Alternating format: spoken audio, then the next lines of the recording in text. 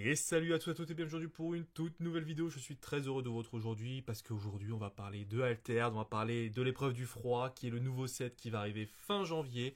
Beaucoup de cartes ont été révélées. Donc là depuis 2-3 jours je suis en train de faire le tour de tous les réseaux. Je tenais à remercier les gens sur le Discord parce que ils ont fait un travail incroyable de récupérer toutes les photos.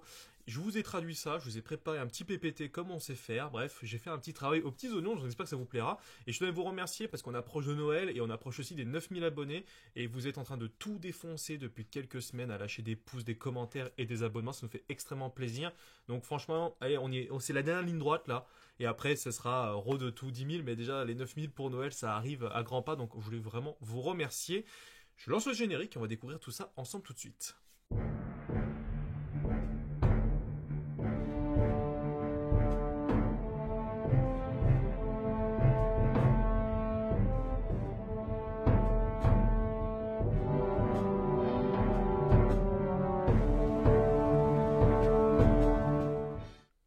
Et donc, comme je le disais, un grand merci à vous pour votre soutien. Et en fin de vidéo, je vous posais une petite question pour la création de contenu. Je me pose beaucoup de questions sur Altered. Et donc là, vu que c'est pas le sujet de la vidéo, je vous ferai ça en fin de vidéo pour ceux que ça intéresse, d'avoir votre avis de la communauté parce que je me remarque pas mal de petites choses et donc je voulais avoir votre point de vue là-dessus. Et donc là, on va attaquer donc avec les reveals, comme je l'ai dit. Alors, petit bémol, vraiment petit coup de gueule on va dire, ou petite déception. Je trouve que les reveals qui ont été sortis là ce week-end, bah, la qualité des photos est dégueulasse. T'as l'impression vraiment que c'est des photos volées. Et j'ai du mal à comprendre cette com qui est faite autour des nouvelles cartes et des nouvelles mécaniques. Ils ont fait un article qui était plutôt intéressant, où ils expliquaient des choses et tout, qui laissait un peu de suspense, c'était super intéressant. Puis bah, là maintenant, il y a pas mal de choses qui sont balancées, mais d'une manière un peu abrupte. Et si t'es pas sur les Discord, et je remercie la communauté pour le travail qu'elle fait, mais si t'es pas sur le Discord, clairement tu passes complètement à côté de l'information. Je sais pas, je suis un peu surpris de ça. Donc bon, c'est vraiment. Dites-moi dans les commentaires, ça se trouve c'était déjà le cas avant, c'est-à-dire qu'ils le faisaient déjà avant la sortie du Kickstarter, c'était déjà un peu communiqué comme ça au niveau des reveals. Mais là, vu que le jeu est maintenant sorti, qu'on a une communication maintenant, tu touches un gros public, il y a quand même beaucoup de monde qui suit le jeu. Le set 2 pour moi, il est super important pour Altern, pour confirmer les bonnes intentions qu'il a jusqu'à présent. Mais il faut bien communiquer parce que c'est dans 6 semaines que le jeu sort au moment où je tourne cette vidéo. Donc bah c'est demain quoi. Si t'as 200 ou 300 cartes à révéler, c'est pas en faisant 5 cartes comme ça tous les week-ends un peu balancées à l'arrache que tu vas pouvoir révéler toutes tes cartes. Donc franchement je sais pas, je suis un peu surpris par la com. Peut-être que ça va reprendre après Noël, peut-être qu'ils profitent de fin d'année pour l'instant pour laisser passer le truc, je sais pas. Franchement dites-moi dans les commentaires pourquoi c'est comme ça. Peut-être qu'il y a un truc que je ne comprends pas. C'est peut-être je suis pas bon en communication, donc je vais pas donner de leçons. Ça c'est une certitude. Alors la série de cartes qu'on va voir, c'est toutes les mêmes cartes, mais dans toutes les différentes factions, et elles ont toutes un effet particulier, mais en fait, vous allez voir que c'est globalement un peu les mêmes cartes. Donc, c'est des lieux, c'est des permanents, et donc, on a cette carte qui, quand une carte passe de ma main ou de votre deck à votre réserve, je gagne un compteur épreuve. Donc ça, c'est un lieu qui va gagner un compteur épreuve. Quand je gagne mon troisième compteur épreuve, sacrifiez-moi. Si vous le faites, vous créez un jeton Ombre du Dragon, 5/5/5, puis préparez vos cartes en réserve. Parce que c'était l'un des nouvelles mécaniques qu'il va y avoir dans le set 2, c'est qu'en fait les cartes en réserve vont être épuisées. Ce qui fait que vous pourrez ni utiliser leur effet de soutien, ni utiliser la carte en elle-même. Ça va être des cartes mortes, entre guillemets, qui vont être des poids morts pendant un tour. C'est pas durant tout le tour, c'est juste pendant un tour. Et donc là, grâce à ce lieu-là, le fait que tu sacrifies en fait pour créer un nombre du dragon, et bah de ça, tu peux préparer, donc c'est le terme qui est utilisé, mais c'est remettre tes cartes prêtes à être utilisées. Donc franchement, assez intéressant à voir. Donc je vous montre tout de suite le dragon. C'est encore une fois, je m'excuse de la qualité des cartes, mais ça j'y suis pas pour, j'y suis pour rien. Donc voilà, l'ombre du dragon qui est une 5/5/5. Donc plutôt bien, parce qu'en plus, là on va prendre du côté de chez Axiom. Franchement, moi qui joue Thresh, d'avoir 3 cartes qui passent de ta main à ta réserve, ou de ton deck à ta réserve, franchement ça arrive quand même quasi très facilement. Donc ça peut aller assez vite. Donc franchement, je suis plutôt, j'aime beaucoup ça. En plus c'est un 5/5/5. Donc ce qui fait que le fait de jouer tes cartes et autres, tu crées un perso qui est plutôt fort. Franchement j'aime bien l'idée. Enfin moi du côté de chez Axiom, en tout cas je me dis tiens, ça peut être sympa. C'est pas game changer, mais en plus si ça permet de remettre tes cartes ready, prêtes dans ta réserve. Pour l'instant, on n'a pas encore toutes les cartes. On ne sait pas encore tous les effets, mais ça se trouve du côté de chez Axiom, ça va être vraiment très important. Donc j'aime beaucoup ce lieu et je pense qu'il a beaucoup de potentiel. Maintenant, il faudra voir un peu avec le reste des cartes qui va être révélé. Donc le deuxième lieu qui est du côté de chez Bravos, donc c'est plus ou moins la même chose. Donc quand un personnage que vous contrôlez gagne fugacité, donc fugace, j'ai mis fugacité, peut-être pas forcément le bon terme, je gagne un compteur d'épreuves. Donc là, c'est toujours à peu près la même chose, il coûte 3-3, je voulais le préciser tout à l'heure. Et quand je gagne mon troisième compteur, sacrifiez-moi. Si vous le faites, je crée donc un nombre de dragons. Et chaque personnage que vous contrôlez gagne un boost. Donc ça peut être vraiment fort. Parce que un boost, pour peu que du côté, c'est pas quelque chose que en début de game, mais je pense qu'en fin de game, c'est quelque chose que tu peux quand même assez facilement popper. Puis des boosts, si tu as 3 personnages de chaque côté, ça te fait un plus 3 de chaque côté. Enfin, chaque personnage gagne un boost, plus le fait que tu aies mis un 5-5-5 sur le terrain. Franchement, je trouve que c'est très très fort. J'aime beaucoup l'idée. Parce qu'en plus, c'est chaque personnage que vous contrôlez gagne un boost. Donc, est-ce qu'on considère que le dragon que tu viens de poser, parce que d'abord tu l'invoques, et après tu gagnes les boosts. Donc, est-ce que lui aussi gagne un boost là-dessus? Franchement, je crois que oui. Il faudra me dire dans les commentaires si je me trompe. Mais en termes de logique, de cartes, pour moi, tu suis le texte, donc pour moi, tu gagnes le boost. Donc ça devient une 6-6-6. Enfin, franchement, c'est plutôt fort. Et puis, l'effet, c'est ça que je trouve intéressant sur tous les lieux, en tout cas qu'on a vu jusqu'à présent, et vous allez voir juste après, c'est que c'est pas non plus des conditions qui sont ultra dures à avoir. À part peut-être pour un que je trouve, si je l'ai mal traduit, mais j'ai trouvé qu'il y en a un où je me dis, ouais, bon, c'est un peu plus pénible à l'avoir, mais. Donc, ouais, non, franchement, plutôt cool. Donc, on va du côté de chez Lyra. Donc pareil, quand vous jouez un personnage sans type, dans un type, excusez-moi, de sa région où sa statistique est de base est de 0, souvent ce qui arrive chez Lyra, je gagne un compteur épreuve. Et donc quand tu gagnes ton troisième compteur épreuve, tu sacrifies, tu fais créer un jeton dragon 5-5-5, puis tu renvoies une carte de votre main de ta réserve dans ta main. Donc du côté de chez Lyra, il y a beaucoup de cartes que tu as envie de récupérer de ta réserve, donc clairement un très bon effet. Et du côté en plus du fait que tu joues des cartes à 0, du côté de chez Lyra, il y en a énormément. Donc hop là. Donc ce qui fait que clairement oui, cet effet-là, il n'est pas difficile à mettre en place, très facile à faire, plutôt intéressant. Donc ce qui fait que limite en un seul tour, tu peux sacrifier tes lieux entre guillemets ton lieu pour pouvoir justement avoir cette carte-là, de récupérer une carte de ta réserve. Donc, franchement, intéressant. Après, on a la même chose avec Shardis. Alors, c'est lui, Hordis. Alors, soit je l'ai mal traduit, soit je l'ai pas le compris. Mais quand un personnage non jeton rejoint l'une de vos éditions, si c'est la dernière carte en fait que vous jouez ce tour-là, du coup, moi, c'est comme ça que je le comprends, tu gagnes un compteur d'épreuves. Donc, ce qui fait que tu dois attendre 3 tours pour l'avoir. Donc là, j'ai un doute sur ma traduction. Je suis allé voir sur ChatGPT et sur Google Trad, ils m'ont tous dit la même chose. Donc, soit c'est moi je sais pas, je comprends pas la logique. Je trouve que ça, c'est tout de suite difficile. C'est un personnage non jeton qui rejoint l'une de vos éditions. Si c'est la dernière, je sais pas. Franchement, je trouve que là, c'est juste l'effet qui va me mettre au moins 3 tours pour le faire, si j'ai compris la logique. Et quand je gagne mon compteur, mon troisième compteur d'épreuve, sacrifiez-moi, tu crées ton ombre du dragon, et en plus de ça, un personnage ciblé gagne endormi.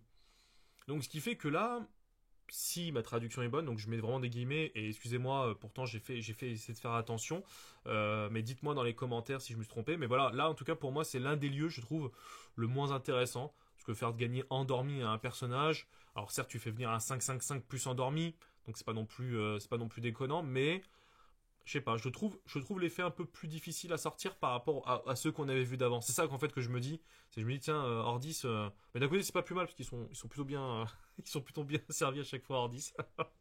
Donc franchement, dites-moi dans les commentaires si j'ai pas fait d'erreur là-dessus. L'autre lieu, alors là, c'est du côté de chez Izmir, et j'ai l'impression qu'Izmir, c'est un peu fait avoir, parce que vous avez pu voir jusqu'à présent, tous les lieux coûtent 3-3-3. Là, ceux-là, ils coûtent 4-4. 4 de la main, 4 de la réserve. Et donc, c'est quand vous épuisez une carte en réserve, donc je gagne un compteur épreuve. Alors là, pour le coup, ça va être difficile d'analyser cette carte-là, parce que on ne sait pas comment tu l'épuises, on ne sait pas si c'est bénéfique ou pas pour Izmir, dans quel sens où ça t'impacte ou pas dans ton jeu. Mais en tout cas, dès que tu as sacrifié dès que tu as eu ton troisième compteur d'épreuves, tu peux sacrifier et donc créer un jeton 5-5-5, enfin l'ombre du dragon, je dirais, excuse-moi, 5-5-5, puis piocher une carte. Franchement, je sais pas. Là, j'ai émis un gros doute du côté de chez Izmir. Je n'ai pas l'impression que ça va être joué, mais c'est lié surtout à épuiser tes cartes. Parce que tu pioches qu'une seule carte, donc il y a d'autres cartes qui le permettent de le faire. Alors, certes, tu fais venir un 5-5-5 qui est très très fort, on est d'accord, mais je sais pas, Faut voir en fait, c'est toujours ça en fait. Qu'est-ce qu'il faut que tu arrives à faire pour générer ces compteurs-là? Quand on a vu tout à l'heure chez Axiom, de jouer des cartes de ta main directement de ta réserve, ou de mettre des cartes de ta main dans ta réserve, c'est des choses que tu fais tout le temps. Adaloles le fait par exemple, fait même partie de ton gameplay. Et donc c'est ultra rapide à faire et ça va super vite. Là, le fait d'épuiser une carte en réserve, vu que c'est quelque chose qu'on ne sait pas encore exactement quel est l'impact négatif ou positif sur ton jeu, en fait ça va être difficile de juger cette carte. Mais en tout cas, voilà, l'effet c'est que tu pioches une carte. Du côté de chez Muna, c'est quand tu joues un personnage en forêt, tu gagnes un compteur d'épreuves. Quand je gagne mon troisième compteur d'épreuves, sacrifiez-moi si vous le faites. Je gagne un jeton ombre du dragon, 5-5-5, puis il gagne ancré. Donc c'est une 5-5-5 qui devient ancré.